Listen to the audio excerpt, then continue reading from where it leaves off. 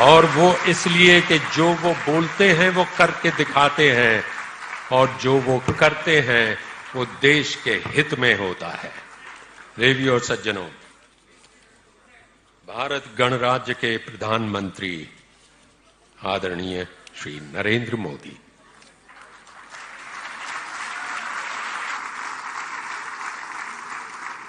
श्री सरस्वती नमः।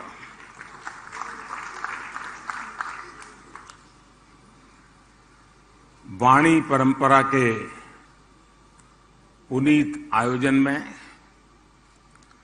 हमारे साथ उपस्थित महाराष्ट्र के राज्यपाल श्री भगत सिंह कोश्यारी जी, महाराष्ट्र विधानसभा प्रतिपक्ष के नेता श्री देवेंद्र फडणवीस जी,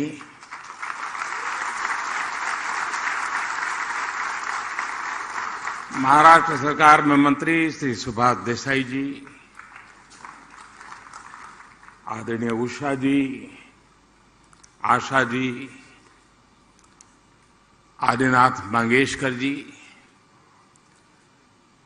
मास्टर दीनानाथ स्मृति प्रतिष्ठान के सभी सदस्यगण, संगीत और कला जगत के सभी विशिष्ट साथियों,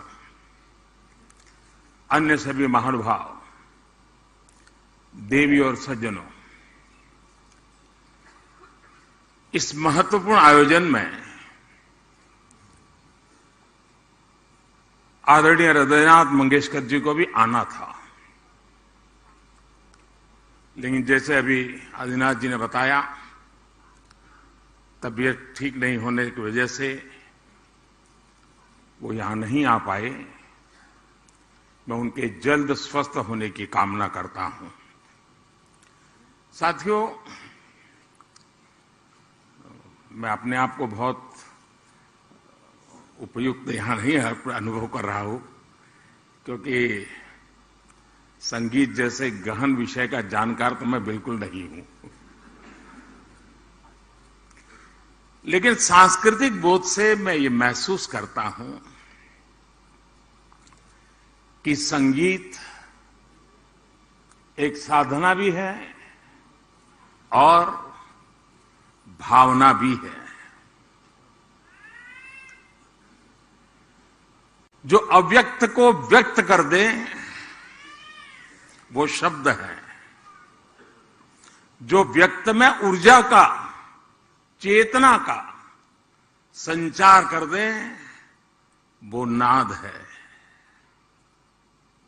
और जो चेतन में भाव और भावना भर दे उसे सृष्टि और संवेदना की पराकाष्ठा तक पहुंचा दे वो संगीत है।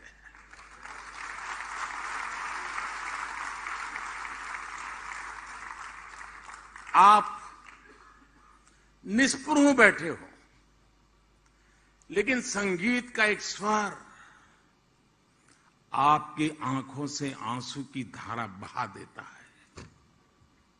ये सामर्थ्य होता है। लेकिन संगीत का स्वर आपको वैराग्य का बोध करा सकता है। संगीत से आप में विरस भरता है। संगीत मातृत्व और ममता की अनुभूति करवा सकता है। संगीत आपको राष्ट्रभक्ति और कर्तव्य बोध के शिखर पर पहुंचा सकता है। हम सब सौभाग्यशाली हैं कि हमने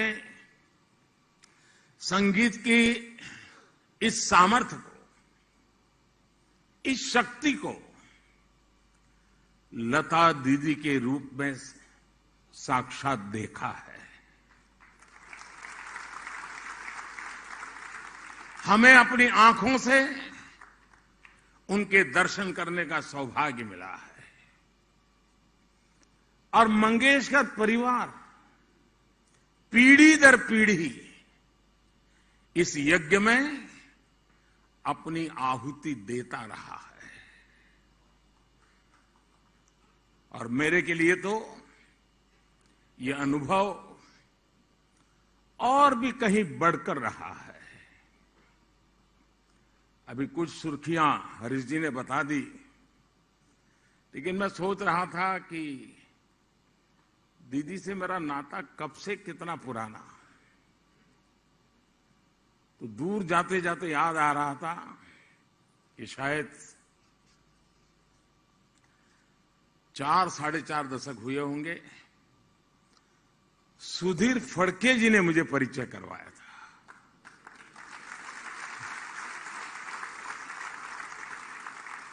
और तब से लेकर के आज तक इस परिवार के साथ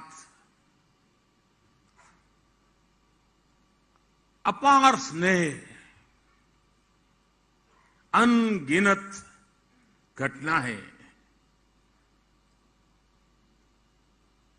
मेरे जीवन का हिस्सा बन गई। मेरे लिए लता दीदी सूर साम्राज्य के साथ साथ, और जिसको कहते हुए मुझे गर्व अनुभव होता है, वो मेरी बड़ी बहन थी।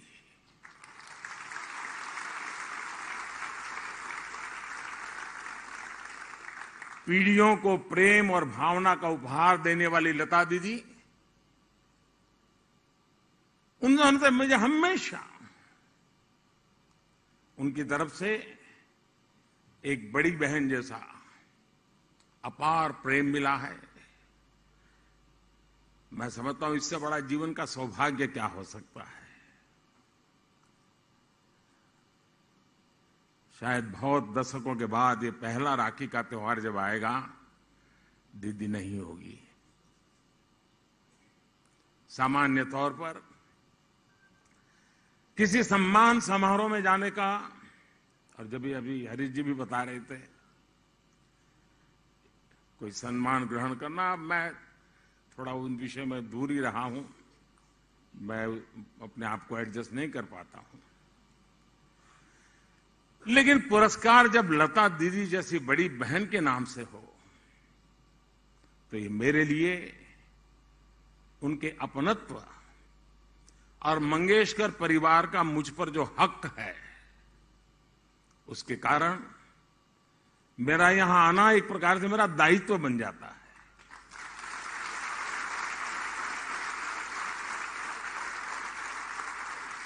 और ये उस प्यार का प्रतीक है।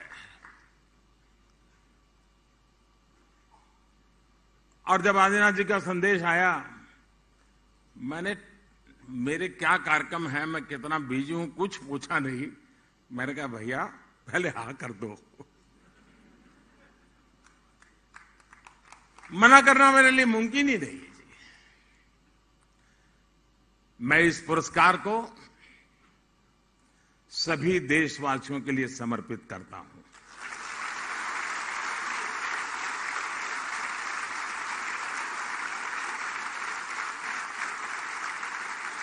जिस तरह लता दीदी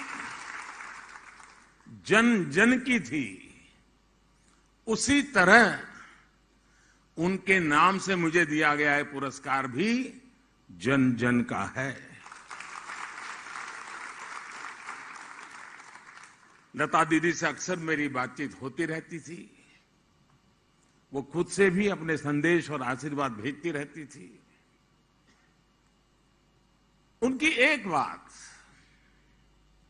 शायद हम सबको काम आ सकती है, जिसे मैं भूल नहीं सकता हूं। मैं उनको बहुत आदर करता था, लेकिन वो क्या कहती थी? वो हमेशा कहती थी, मनुष्य अपनी उम्र से नहीं, अपने कार्य से बड़ा होता है। जो देश के लिए जितना करे, वो उतना ही बड़ा है। सफलता के शिखर पर ऐसी सोच से व्यक्ति की महानता, उसका हमें एहसास होता है। लता दीदी उम्र से भी बड़ी थी और कर्म से भी बड़ी थी। हम सभी ने जितना समय लता दीदी के साथ गुजारा है, हम सब जानते हैं कि वो सरलता की प्रतिमूर्ति थी। लता दीदी ने संगीत में वो स्थान हासिल किया कि लोग उन्हें मां सरस्वती का प्रतिरूप मानते थे। उनकी आवाज ने करीब 80 सालों तक संगीत जगत पर अपनी छाप छोड़ी थी। ग्रामोफोन से शुरू करें तो ग्रामोफोन से कैसेट, फिर सीडी, फिर डीवीडी, फिर पेन ड्राइव, ऑनलाइन म्यूजिक और एप्स तक संगीत और दुनिया की कितनी बड़ी यात्रा लता जी के साथ साथ तय हुई है। सिनेमा की 4-5 पीढ़ियों को उन्होंने अपनी आवाज दी। भारत रत्न जैसा सर्वोच्च सम्मान उन्हें देश ने दिया और देश गौरवान्वित हुआ। पूरा विश्व उन्हें सुर साम्राज्ञी मानता था, लेकिन वो खुद को सुरों की साम्राज्ञी नहीं बल्कि साधिका मानती थी। और ये हमने कितने ही लोगों से सुना है कि वो जब भी किसी गाने की रिकॉर्डिंग के लिए जाती थी तो चप्पलें बाहर उतार देती थी। संगीत की साधना और ईश्वर की साधना उनके लिए एक ही था। साथियों, आदि शंकर के अद्वैत के सिद्धांत को हम लोग सुनने समझने की कोशिश करें तो कभी कभी उलझन में भी पड़ जाते हैं। लेकिन मैं जब आदि शंकर के अद्वैत के सिद्धांत की तरफ सोचने की कोशिश करता हूं तो अगर उसको सरल शब्दों में मुझे कहना है उस अद्वैत के सिद्धांत को, ईश्वर का उच्चारण भी स्वर के बिना अधूरा है।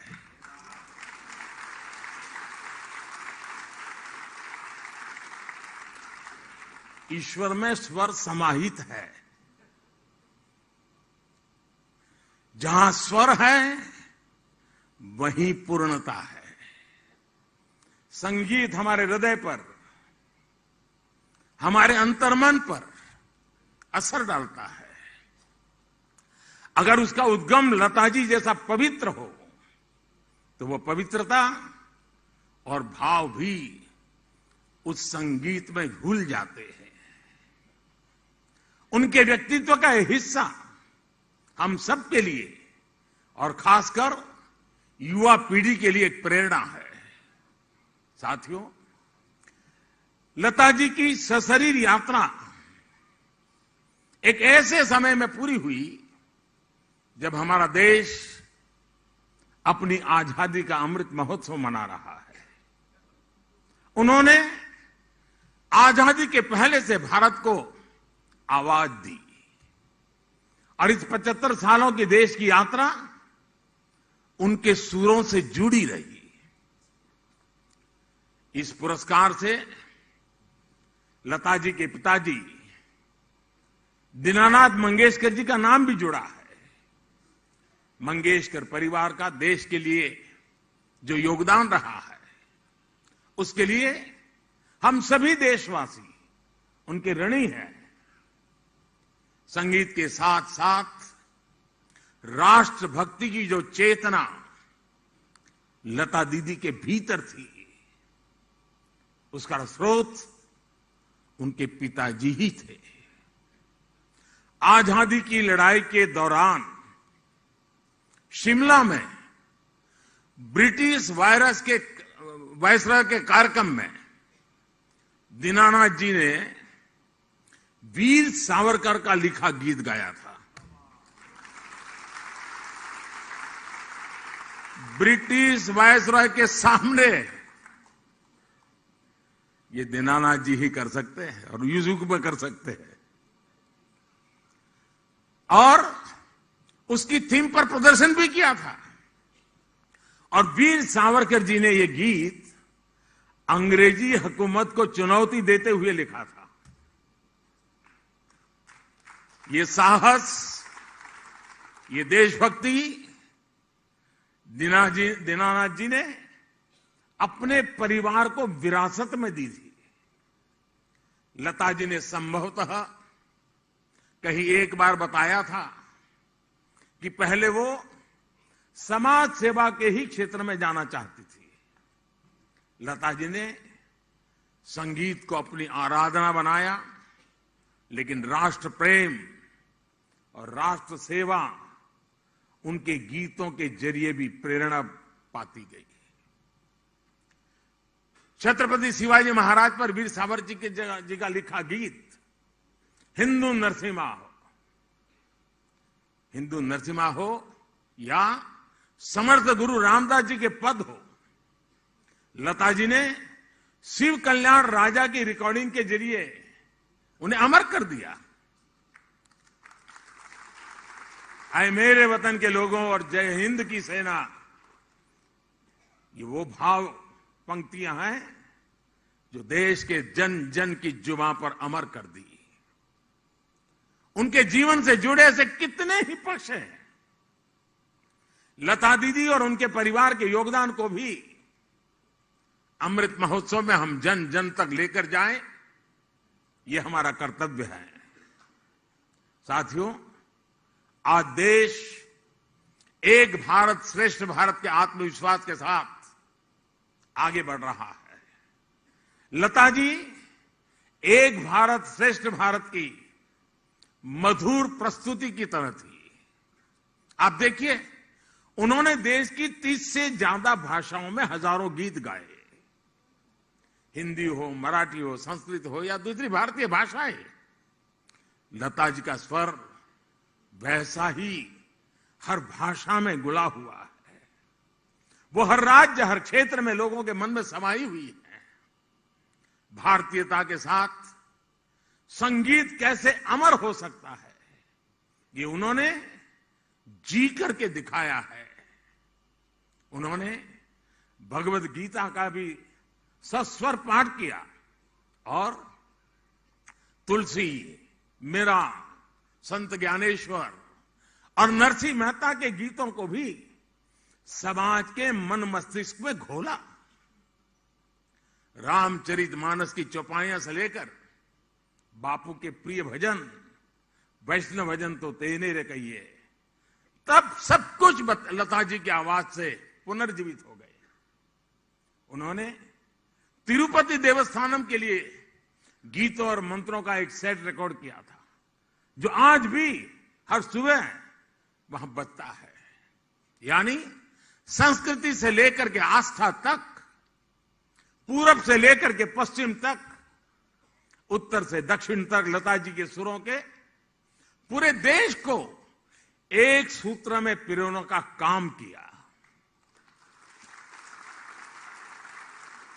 दुनिया में भी वो हमारे भारत की सांस्कृतिक राजदूत थी। वैसा ही उनका व्यक्तिगत जीवन भी था। पुणे में उन्होंने अपनी कमाई और मित्रों के सहयोग से मास्टर दीनानाथ मंगेशकर हॉस्पिटल बनवाया, जो आज भी गरीबों की सेवा कर रहा है। और देश में शायद बहुत कम लोगों तक ये चर्चा पहुंची होगी, कोरोना कालखंड में देश की जो इन्हीं चुनी अस्पतालें जिन्होंने सर्वाधिक गरीबों के लिए काम किया, उसमें पुणे की मंगेशकर अस्पताल का नाम है। साथियों, आज आजादी के अमृत महोत्सव में देश अपने अतीत को याद कर रहा है और देश भविष्य के लिए नए संकल्प ले रहा है। हम दुनिया के सबसे बड़े स्टार्टअप इकोसिस्टम में से एक है। आज भारत हर क्षेत्र में आत्मनिर्भर बनने की ओर आगे बढ़ रहा है। विकास की ये यात्रा हमारे संकल्पों का हिस्सा है, लेकिन विकास को लेकर भारत की मौलिक दृष्टि हमेशा अलग रही है। हमारे लिए विकास का अर्थ है सबका साथ, सबका विकास, सबका विश्वास और सबका प्रयास। सबके साथ और सबके लिए विकास के इस भाव में वसुधैव कुटुंबकम की भावना भी शामिल है। पूरे विश्व का विकास, पूरी मानवता का कल्याण, ये केवल भौतिक सामर्थ्य से हासिल नहीं किया जा सकता। इसके लिए जरूरी होते हैं मानवीय मूल्य, इसके लिए जरूरी होती है आध्यात्मिक चेतना। इसलिए आज भारत दुनिया को योग और आयुर्वेद से लेकर पर्यावरण रक्षा जैसे विषयों पर दिशा दे रहा है। मैं मानता हूं भारत के इस योगदान का एक अहम हिस्सा हमारा भारतीय संगीत भी है। ये जिम्मेदारी आपके हाथों में है। हम अपनी इस विरासत को उन्हीं मूल्यों के साथ जीवंत रखें और आगे बढ़ाएं और विश्व शांति का एक माध्यम बनाएं। ये हम सबकी जिम्मेदारी है। मुझे पूरा विश्वास है संगीत जगत से जुड़े आप सभी लोग इस जिम्मेदारी का निर्वहन करेंगे और एक नए भारत को दिशा देंगे। इसी विश्वास के साथ मैं आप सभी का हृदय से धन्यवाद करता हूं। मंगेश्वर परिवार का भी मैं हृदय से धन्यवाद करता हूं कि आपने दीदी के नाम से इस प्रथम पुरस्कार के लिए मुझे चुना। लेकिन हरीश जी जब सम्मान पत्र पढ़ रहे थे तो मैं सोच रहा था कि मुझे इसे कई बार पढ़ना पड़ेगा और पढ़ करके मुझे नोट बनानी पड़ेगी कि अभी मुझे इसमें से कितना कितना पाना बाकी है, अभी भी मेरे में कितनी कितनी कमियां हैं, उसको पूरा मैं कैसे करूं। दीदी के आशीर्वाद से और मंगेशकर परिवार के प्यार से मुझ में जो कमियां हैं उन कमियों को आज मुझे सम्मान पत्र के द्वारा प्रस्तुत किया है। मैं उन कमियों को पूरा करने का प्रयास करूंगा। बहुत बहुत धन्यवाद। नमस्कार।